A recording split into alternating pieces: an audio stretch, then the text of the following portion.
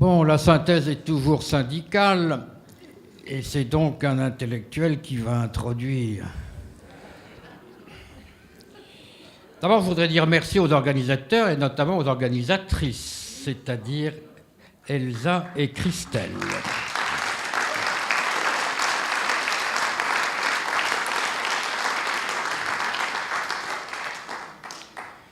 Merci également à Frédéric Tadei et Edoui Plenel de s'être joints, d'avoir amplifié, d'avoir taquiné parfois nos débats. Alors, pour quelqu'un qui a l'esprit de l'escalier, qui a besoin de digérer tout ce qu'il a appris, j'aimerais tout de même évoquer 2-3 choses que je retiens de tous ces débats. La première, c'est que la lutte de classe existe et qu'elle traverse le champ culturel. Quand j'entendais notre ami des cheminots, ou notre autre ami parlant de Renaud Le Mans, je prends conscience qu'il y a le travail, il y a la culture, mais il y a aussi le capital. Et qu'il y a chez le patronat une évidente volonté de freiner, je dirais une volonté de faire que chacun reste seul. Je crois que la lutte de classe aujourd'hui, elle est pour les dominer, la lutte pour le collectif, la lutte pour le comité d'entreprise, pour des lieux de rencontre, la lutte pour créer le sens de quelque chose de commun à tous. Et je dis que ça parce que souvent on dit que les inégalités, c'est de la statistique. Oui, c'est vrai qu'il y a 80% de cadres supérieurs qui vont au théâtre une fois par an, alors qu'il y en a 23% chez les ouvriers. C'est vrai qu'il y a 80% des cadres supérieurs qui lisent un livre et 31% qui n'en lisent pas chaque année. Mais je crois qu'il y a derrière de tout cela une dynamique des forces. Ce n'est pas seulement une statistique. Il y a une dynamique des forces, il ne faut pas se tromper. Le patronat, ceux qui n'ont pas intérêt au collectif, aujourd'hui, a marqué des points depuis de nombreuses années. Le patronat, je ne dis pas qu'il a gagné, mais je dis qu'il a peut-être sonné l'heure d'une prise de conscience, d'une résistance que les syndicats incarnent parfaitement. La deuxième idée que je retiens, j'ai toujours eu méfiance envers l'expression de société civile. Vous savez que depuis une trentaine d'années, on dit « oh, à bas l'État, il faut de la société civile ». Et la société civile, chez la plupart de ceux qui l'emploient, c'est le chef d'entreprise, c'est le banquier, c'est le communicant. La société civile, disons, c'est Bernard Tapie et Séguéla. Et quand on nous parle de faire un gouvernement de société civile, on sait très bien ce que ça veut dire. Bon. Eh bien, je découvre qu'il y a une autre société civile, qui est vous, messieurs, et d'autres aussi. C'est-à-dire que l'État est défaillant, il peut être réveillé, il peut être stimulé par ceux qui, malheureusement, ne possèdent pas les médias. Ce sont les grands capitalistes qui possèdent les médias et donc les moyens de faire connaître, les moyens de faire voir. Mais que du côté du monde invisible, relativement occulte ou occulté, il y a de formidables forces qu'on a bien vues aujourd'hui et je trouve que ça, c'est un motif d'espoir. Troisième petite idée, c'est qu'évidemment, elle a été très bien exprimée par le facteur qui a parlé ce matin. On oppose souvent revendications matérielles d'un côté, aspiration culturelle de l'autre. Et lui, il a très bien montré, au fond, que lui, qui est facteur, il nous a montré que la représentation artistique, notamment au cinéma, du facteur, donne du sens à son travail quotidien. Autrement dit, que l'art, c'est aussi une façon de donner dignité aux travailleurs, de leur donner de l'estime de soi, de leur donner le sens de ce qu'ils font. Autrement dit, oui, il y a des activités gratuites qui peuvent donner du sens à la nécessité matérielle, à l'obligation du travail, qui peuvent mettre de l'humain dans l'inhumain, comme le fait si bien notre ami Ernest dans la rue.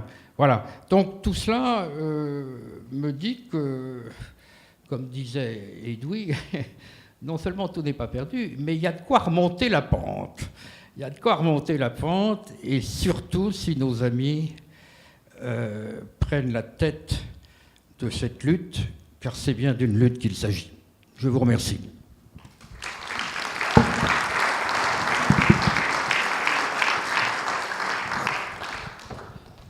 Oui, moi je trouvais que cette journée était riche. Nous aussi, il faut qu'on y réfléchisse. Tout ne se règle pas par une journée, mais je pense que nous avons bien fait de prendre cette initiative. Moi aussi, je veux remercier, mais Régis l'a fait, Elsa Conseil et Christelle Gillard, parce que c'est un gros boulot, hein, on le sait très bien, et sans elles, ça n'aurait pas eu lieu. Philippe et moi, on le sait très bien tous les deux.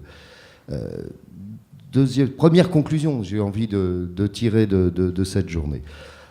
D'abord, si on a laissé l'impression parfois, ou moi ou d'autres intervenants, que plus rien ne se faisait, non, on n'a pas voulu dire, il n'y a plus rien qui ne se fait. D'ailleurs, il y a eu toute une série de témoignages aujourd'hui de délégués dans les comités d'entreprise qui montrent qu'il y a des choses qui se font.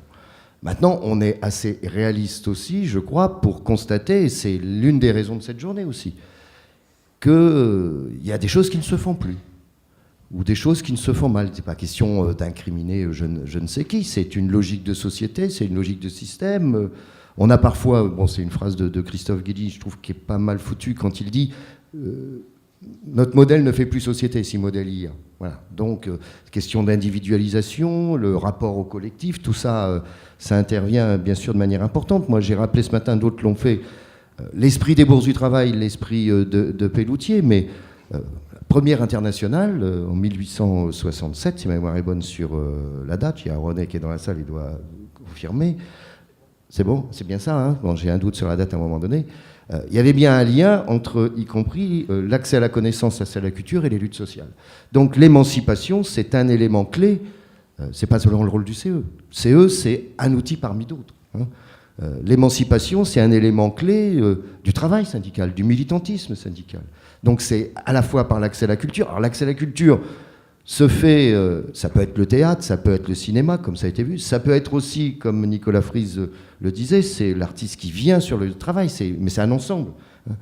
Mais je crois que là, il faut déjà retisser des passerelles, ce qu'on a, je pense, commencé à faire aujourd'hui, que ces passerelles, il faut en faire des ponts. Alors après, concrètement, il y a à la fois l'outil comité d'entreprise qui est un outil, mais on ne va pas renvoyer la responsabilité au comité d'entreprise et à nos élus en disant maintenant on a fait une journée, démerdez-vous, ce serait trop facile. Donc, hein, c'est dommage. Hein, ouais. Je pense que le fait que deux confédérations, pour le moment, se soient engagées à faire ça, c'est un signe. Ça veut dire que les confédérations entre elles prennent le dossier en main. C'est ça que ça signifie d'une manière ou d'une autre. Donc, c'est pas pour faire une opération comme... on n'est pas Jacques Séguéla, quoi, Régis. Quoi. Voilà. Bon. Donc, on veut vraiment qu'il y ait une suite à ça. Alors, la suite, elle est à la fois avec le travail que nous faisons avec nos élus CE, c'est vrai. Nous, par exemple, les FO, on organise régulièrement des journées de formation de nos élus dans les CE. C'est vrai que la dimension culture était souvent absente. On va l'intégrer. Voilà, on va faire des choses qu'on ne faisait pas sur ces questions-là. On a déjà eu l'occasion d'en parler avec Philippe. Il y a tous les salariés qui n'ont pas de CE. Hein, des petites boîtes. Bon, il y a les commissions, il y a des structures qui exigent, je ne rentre pas dans les SIC, CPRIA, CPRI, dans les petites entreprises, pour les moins de 50, là où il n'y a pas de CE, où on peut aussi faire des choses. Moi, je retiens proposition de Chiaretti ce matin. Hein, on peut faire quelque chose à Lyon, à Villeurbanne, il nous ouvre également les portes. Donc, je crois c'est un double mouvement, c'est une impulsion de la Confédération. Quand je dis la Confédération, ce n'est pas uniquement le secrétaire général, hein, c'est les structures de l'organisation. Donc il y a un mouvement qu'il faut recréer. Après, il faut des actions concrètes. Mais il y a une chose dont je suis sûr, c'est que plus que jamais, l'émancipation des travailleurs est indispensable. Voilà, ça, j'en suis persuadé. Et Je pense que ça va encore être plus vrai dans les mois à venir, quels que soient les événements qui puissent se passer. Et dans tous les domaines. Edwin Belen disait ce matin à juste titre que ce qu'on nous présente souvent comme une liberté, une autonomie, etc., en fait, c'est une aliénation. Et je vous conseille juste un livre que je viens de lire, moi, de Mathilde Ramadier, qui a son expérience dans les startups. Et c'est très édifiant. Elle montre bien que l'univers impitoyable des startups. On doit être content de travailler dans les startups. Et elle dit, moi, j'ai eu des contrats de CDD de 6 mois avec 6 mois d'essai, ce qui est quand même assez original. Bon, et pour conclure sur une note un peu d'humour, je dirais, on a tous compris, on n'ira pas voir le film Camping. Pour ceux qui étaient là ce matin.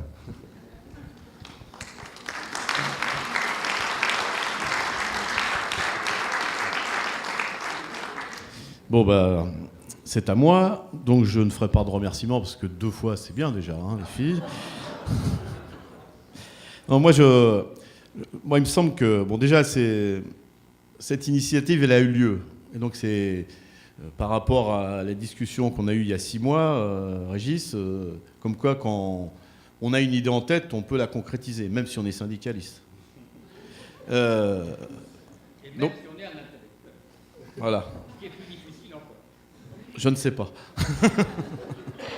donc c'est la démonstration qu'on est capable de faire des choses, de se parler, et donc d'à nouveau de travailler des perspectives. On va y réfléchir.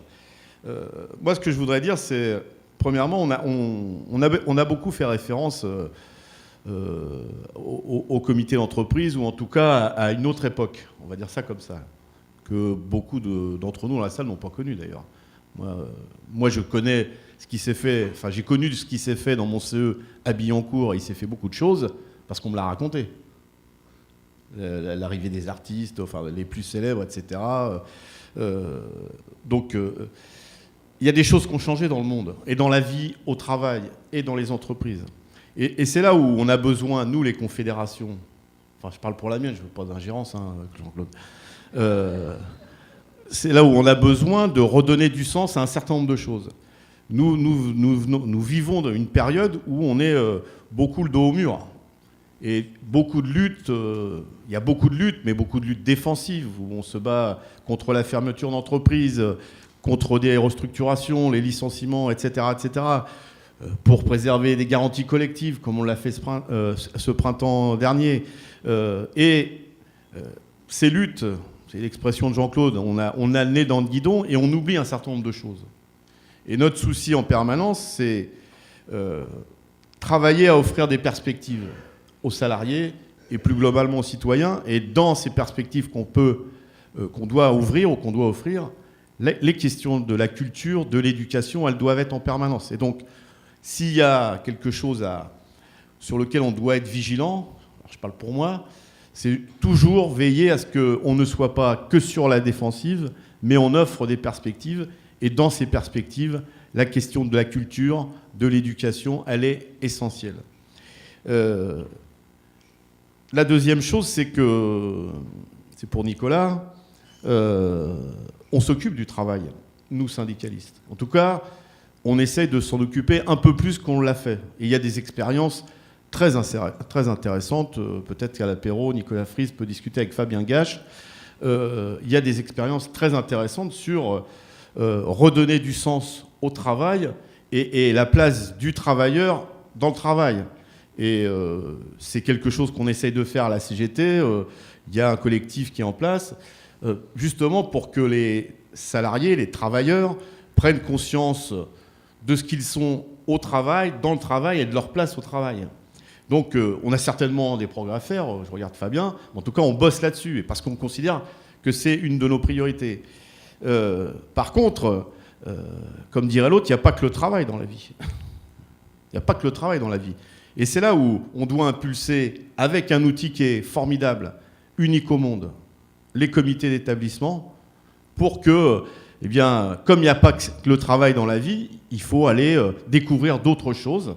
Alors, on peut faire venir les artistes à l'entreprise. Ça a existé. C'est plus compliqué aujourd'hui.